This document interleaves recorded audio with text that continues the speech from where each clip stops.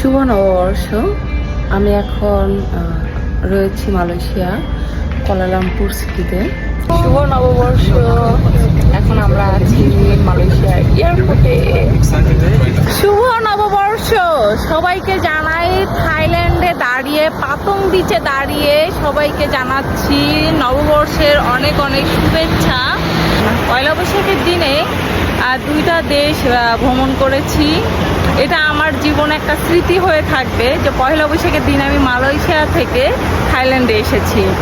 আর আমরা এইভাবেই আসলে বৈশাখ উদযাপন করছি। হীরামণি এবং ওর বাবা বিচের কাছে, একদমই মানে সমুদ্রের কাছে গেছে, আর আমি তো বিচে দাঁড়িয়ে আছি। আমার ভীষণ ভালো লাগছে, অনেক এক্সাইটেড। এবং বাংলাদেশে থাকলে হয়তো আরও বেশি মজা করতাম শাড়ি ঠাড়ি পরে। বাট ভাই, এই যে গরমের মধ্যে বাচ্চা সামলাবো না, নিজে তৈরি হব, এর জন্য আসলে শাড়ি নিয়ে আসিনি। তাও অনেক এনজয় করছি। সবাইকে নববর্ষে অনেক অনেক শুভেচ্ছা।